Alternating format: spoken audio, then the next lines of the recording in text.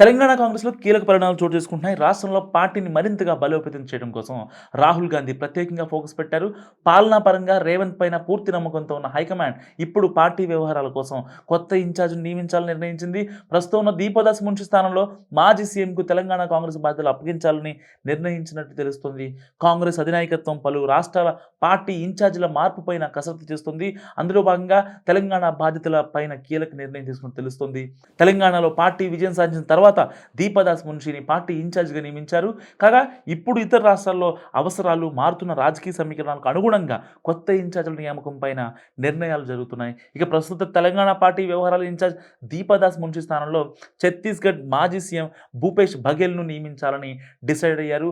దీపదాస్ మున్షి సేవలు త్వరలో ఎన్నికలు జరిగే రాష్ట్రాల్లో వినియోగించాలని పార్టీ నాయకత్వం భావిస్తోంది. అందులో భాగంగానే ప్రస్తుతం మార్పులు, చేర్పులు జరుగుతున్నట్లు భావిస్తున్నారు. త్వరలో ఎన్నికలు జరిగే ఢిల్లీ, బీహార్ పైన కాంగ్రెస్ హైకమాండ్ ఫోకస్ పెంచింది. అక్కడ ప్రత్యేకంగా ఎంపిక చేసిన పార్టీ నేతలను మోహరిస్తోంది. సంక్రాంతిలోగానే ఢిల్లీ ఎన్నికల షెడ్యూల్ విడుదలయ్యే అవకాశం ఉంది.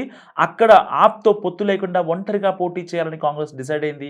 ఈ క్రమంలో ఢిల్లీతో పాటుగా బీహార్‌లో ఎన్నికలు కాంగ్రెస్ నాయకత్వానికి ప్రతిష్టాత్మకంగా మారుతున్నాయి. తెలంగాణలో పూర్తిగా సీఎం రేవంత్ ఇంకా మహేష్ గౌడ్ ప్రభుత్వం పార్టీ వ్యవహారాలను ముందుండి నడిపిస్తున్నారు. ఇక త్వరలో తెలంగాణలో స్థానిక సంస్థల ఎన్నికలు జరగనున్నాయి. సో, ఈ టైంలో రాష్ట్రంలో పార్టీని మరింతగా బలోపేతం చేయడంతో పాటుగా పీసీసీ, జిల్లా కమిటీలు పూర్తి చేయాలని నిర్ణయించారు. సో, ఈ మేరకు ఇప్పటికే కసరత్తు కొనసాగుతుంది.